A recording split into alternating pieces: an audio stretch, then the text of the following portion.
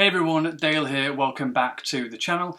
Today we're going to be talking about the Land Rover Defender specification, and it's a little bit of a review on which one is the best one to buy. For those of you that are new here, check the description below. It gives you a little bit of detail about my background, who I used to work for, why manufacturers listen to my opinion, and why I'm not just some random dude on the internet talking about vehicle specification.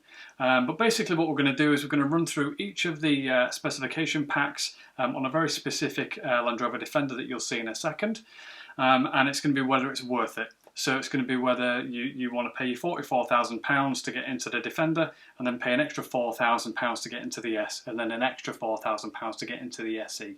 So we're going to look at the specification that's within that and decide whether the specification that they include is actually worth it. One of the caveats actually is that we're going to do this value as if it's in 3 years' time. So it's not as if you buy a Land Rover Defender today and then you sell it tomorrow what that specification is going to be worth. It's if you buy it today and if you sell it in 3 years' time, or even if you're considering buying one in 3 years' time, what is the specification worth in that vehicle at that point in time. So I'm going to record my screen here and we will see what we have got. So we've got 3 engines. We're only going to look at one engine today, which is the one on the far left. I'll just sort of underline over here. Starts at £44,895. It's a 2-litre 4-cylinder 300 brake horsepower turbocharged petrol engine. And then if you want to move into the diesels, it's an extra £625, as you can see in the middle there. And then if you want to get into an even higher powered diesel engine, which are the 3-litre 6-cylinder versions, it's a further £3,665.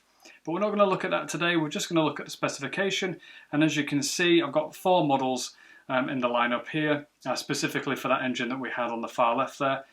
Defender starts at £44,895.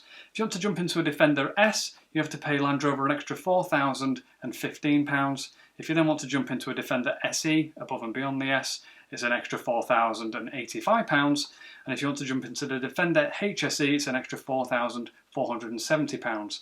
So the pricing is fairly equal as it goes along the various lineups, but is it worth it? Well, we're going to find out in a second. So if I scroll down to the wheels, and we'll just do our valuation here. So normally on vehicles and other videos I've done, such as like Audis, every single vehicle, even if it's on the base version, they almost always get alloy wheels as standard from the base model right up until the highest possible specification you can get. Land Rover have been a little bit different here. Their base model actually comes with steel wheels, and then every other vehicle gets alloy wheels. So in terms of evaluation and how we would look at it is on other brands, if every vehicle within that product lineup gets alloy wheels, there is no benefit because every vehicle gets alloy wheels. But because you're going from steel wheels to alloy wheels, there is a valuation benefit on the Land Rover lineup at least. So there's no additional value for steel wheels, but then I've added £400 of additional value for the alloy wheels. I know it's written next to the full-size spare wheel, but it does pertain to the alloy wheel there. So I've added £400 worth of extra value. So if you want to jump up to the S model, for the alloy wheels alone, I anticipate that they will be worth about £400 extra in 3 years' time. Again, if you want to pay more or less for alloy wheels because they're a different style of shape, that's entirely your decision. But from a valuation perspective, we're looking at massive demographics of people who are going to buy these vehicles, and we have to come up with just one number that sort of encompasses that. So we have got, £400 for the S model. There's 2 X's next to the SE and the HSE specification. That's because they've also got alloy wheels, so there is no valuation benefit. They don't get an extra £400 or £500 just because they're a different size or style. They are just considered alloy wheels, so there is no additional value and there's no additional benefit to jump it up into those specifications just because they have different sized wheels. Moving on, we have the exterior lighting. Far left, again, base model, we've got LED headlights, LED tail lights, manual headlight leveling, and then you jump into the S model. Land Rover do things a little bit differently to other manufacturers. They actually itemize all the specification across all of the models so that you can see what every single one gets as standard, whereas what other manufacturers generally do is say what that specific model has that's different. So Audi, for example, they will say what's in the base model, and then they'll list out for the next version up They'll list out what's different about it, and they won't just relist the same specification over and over, which is what Land Rover are doing here. So as you can see, I've got X's next to things where it's just exactly the same across the models. So yeah, for this second column down, I've got LED headlights again, LED taillights again, manual headlight leveling again, and then their additional bit of specification on this model is auto high beam assist. I haven't added any additional value for that. That's not going to sway someone's decision whether they should buy a vehicle or not, whether it's got auto high beam assist, and therefore it doesn't get a valuation benefit, because there'd be no sort of rationale or reason to jump into a vehicle just because it's got automatic high beam assist. Moving on to the SE model, the third column along. Matrix LED headlights with signature DRL. Obviously you can see from the image the lights are completely different, and because it changes the stance, the look, visual appeal of the vehicle from the exterior, it does get a valuation benefit. Obviously I'm valuing this in 3 years time, so when we get 3 years down the line, you know, there might be a new version of the Matrix LED headlights with signature DRL, and it might make these ones look quite old. So we have to value accordingly depending on age and when things are potentially going to come out in the future. So I put £500 down there conservatively. It might be worth a little bit more, but I put £500 down. Again, LED tail lights, that's what you get across all the models. Front fog lights, yeah, you get an additional value there. Again, it changes the visual exterior look of the vehicle and obviously helps in foggy conditions. So you get an additional value there again of £250, again in 3 years time. Automatic headlight leveling, it's the same as auto high beam assist. We don't add any additional value for things like that. And then if you jump up to the HSE, the fourth column along, Matrix LED headlights again, LED tail lights, front fog lights, automatic headlight leveling. That gets exactly the same specification exterior lighting wise as the SE. So if you're wanting to jump into a HSE expecting to get any sort of different exterior lighting, it's just not going to happen. You might as well stick with the SE. So that is the exterior lighting covered. We scroll down again to the convenience options, or convenience standard equipment. Far left, auto dimming interior rear view mirror, heated electric power fold door mirrors with approach lights and auto dimming driver's side. So what do you get in above and beyond that for the S model? Well, you still get your auto dimming interior rear view mirrors. Again, you get your heated electric power fold door mirrors. The additional bit for the S is keyless entry. I've added some additional value there of £150. I think it is a desirable option for certain people. I know there are insurance implications potentially with keyless entry, but I think it generally is quite a good convenience option that most people would tick a box for to help them get into the vehicle easier. Moving on again, third column for the SE model. Again, it gets the same specification. That's what Land Rover do. They list out what it gets before, plus the keyless entry. And premium cabin lighting. I've added a little bit of value here of £150 for the lighting. I do think now, because other manufacturers have sort of delved into this a little bit more, that is a bit more of a desirable piece of specification in vehicles, and it can potentially sway people to jump into a specification or not. It doesn't really bother me. I'm not that fussed on premium cabin lighting, you know, as long as I can see what I'm doing when I'm in the cabin if I need to. But some people like to change the colours and whatnot, and there is a value assigned to that. And my value that I've assigned to it is £150 in 3 years' time. You might disagree. If you do, jump into the comments and we can have a little chat about it. Jumping up to the HSE model, again, a copy over of the specification from the vehicle before. But in addition, this one gets a sliding panoramic roof. Highly desirable option, as you can imagine, a sliding panoramic roof, especially on a Defender product. I've added £750. Again, it might be quite conservative. It might be worth £1,000 in 3 years' time. It might be worth £500, but I think it's worth about £750, which is in line with other manufacturers' panoramic roofs. And twin front cup holders with cover. It seems like an odd bit of specification to add onto the HSE model, which is obviously the highest specification version. You know, if I was advising Land Rover myself, I'd say put twin front cup holders with a cover on the base model and every other model that comes on the Land Rover Defender. I don't want to have to jump into the HSE and spend an extra £12,000 from the base model to the highest specification just to get some front cup holders with a cover. So I put zero value down for that. Next bit of specification, seating and interior trim. We'll just cover it off on the far left again. 8-way heated semi-powered front seats. Ebony fabric seats with ebony interior, standard steering wheel, cabin walkthrough, standard gear shift. Moving across, second column, the S model, we've got now 12-way heated semi-powered front seats, so it's the 12 that's obviously important. A bit more variation and comfort available, so again I've added a little bit of value there for those that need it. We're now gone from fabric seats to ebony grained leather seat facings. Leather, again, a very desirable piece of standard specification, and you don't have to go too far up the Land Rover Defender lineup to get into a vehicle with leather seats, which makes sense because they are a premium brand and it is a premium product. So I've added some value there at £750. Again, we're thinking 3 years ahead of time, so this is 3 years into the future from today. Standard leather steering wheel, whatever that means. You know, you could just put leather steering wheel, but they decided to put a standard leather steering wheel. Yeah, some additional value there, tactile feedback, and how things feel in terms of haptics.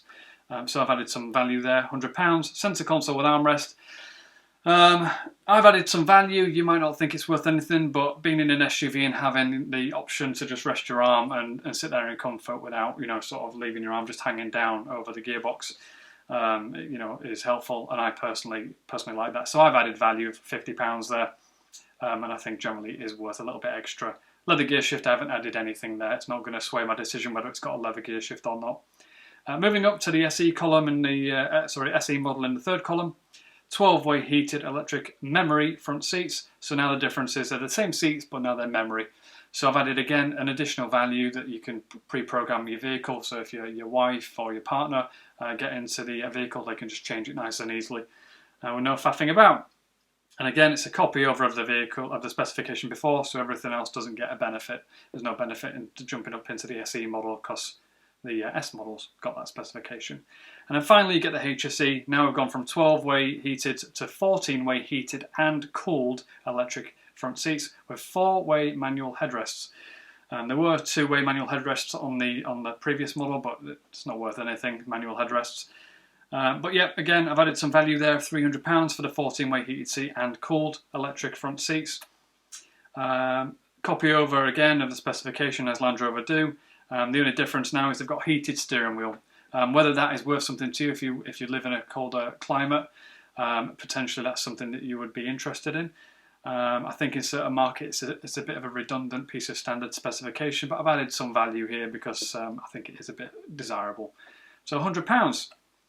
Infotainment is next, second to last. Far left we've got the basic specification is a sound system, 10-inch touchscreen, analog dials, Android Auto, Apple CarPlay, online pack with data plan and Pivi Pro, whatever Pivi Pro is. You move up to the S model, you get all of that stuff again, but now you get an interactive driver's display in front of you, which is obviously, you know, what you can see right in front of you with the speedo, and it's interactive, and you can change the dials and things. So I've added additional value for that of £500. And Click and Go integrated base unit goes on the front headrests for your rear passengers, and it's basically a charging port and a place to put an iPad for your rear passengers. I think it is worth a little bit of money, even if it's a little bit of plastic, but the charging bit is definitely desirable, especially if you've got kids in the back or even adults, and you know, you're on a long journey and you want to keep them entertained. Jumping up from the S model in the second column to the SE, we've jumped up now, same specification, but now you get a Meridian sound system. As you'll see on other videos, big name stereos don't get a massive amount of value assigned to them. We will add value because, you know, it's a big name and some people are drawn towards that, but we don't add thousands and thousands of pounds for them. So it gets £250, which is in line with Bang & Olufsen and Bose and things like that. Everything else is the same. And then the HSE, it's the same as the SE model in the far right hand column there. So again, if you want to jump up to a HSE for the infotainment potentially, there's no point. You might as well just stick with the SE model. And lastly, we have the driver assistance, which is the emergency braking, 3D surround camera, cruise control, lane assist, 360 parking, weight sensing, traffic sign limiter. We will have already done a value for the base model, so there is no additional value assigned to any of the other specifications apart from the third column there, where you can see blind spot assist pack. Obviously you're looking behind and in your wing mirrors to see if there's a vehicle there, and it'll obviously tell you if there's a vehicle there. To be honest, this sort of stuff should be on the base versions. It does affect the insurance, and it's a safety feature that obviously keeps people safe. To me, it just says Land Rover don't really care about the people who buy the cheaper vehicles, and they probably should do. So yeah, I've added some value, but generally I wouldn't necessarily do that, and I would advise Land Rover to just include safety equipment on their vehicles from the base version and then keep it across the entire lineup.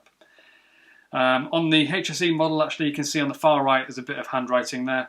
Driver assist pack, which comes with adaptive cruise, which I've added £100 to, and then you've got blind spot monitoring, clearance, exit monitor, rear collision monitor, rear traffic monitor. I haven't added any additional value for that, again, for the reasons I said before about safety equipment should be on there as standard, and there's no additional value assigned to it. So all in all, the total values I have are that if you want the base version, a very good, competent, well-priced vehicle for the specification it offers. If you jump up to the S model, I expect in 3 years' time you'll get around £2,200 worth of value back from the specification in this vehicle. So it's not too bad. So you pay your £4,000 to Land Rover, and you'll probably get about £2,200 worth of that back in 3 years' time. Moving on to the SE model, based on the specification that I'd isolated and priced, I think that's worth about £1,450. So it's not as good as actually is what the S model is. And then finally the HSE model, the spec that they include in there, I priced it at £1,250. I could be right or wrong with that, but that's what I can see today in terms of their specification. So actually, as you get up the lineup in terms of specification, it actually, in terms of monetary value, gets worse, which is quite surprising. One thing I can't do is, I could do, but it would take quite a long time, is add legacy pricing in there. So HSE obviously is a very desirable piece of specification anyway, because it has legacy within the Land Rover lineup. Historically, it was always attached to the really big, expensive Range Rovers, and if you knew about Range Rovers or casually, generally the HSE used to be the most used to have the most specification of it. And what they've done is effectively take the HSE name, brought it down to the various brands that they have, including the Defender, and they've assigned it to a specific vehicle. And I can't add a value to that on what HSE means to you. But in terms of a badge and how it looks in your driveway and how it looks to other people, that might be worth something to you. And it might be worth more than the £1,250 that I've assigned specifically to the HSE. And if it is, that's great. But from what I can see here, if I take the HSE legacy out of it, just on the specification, it's £1,250. So I hope you found that helpful. If you did, give it a like. If you want to see more videos like this, I'm going to do the entire Land Rover lineup. Please subscribe, and I'll see you guys in the next one. Cheers.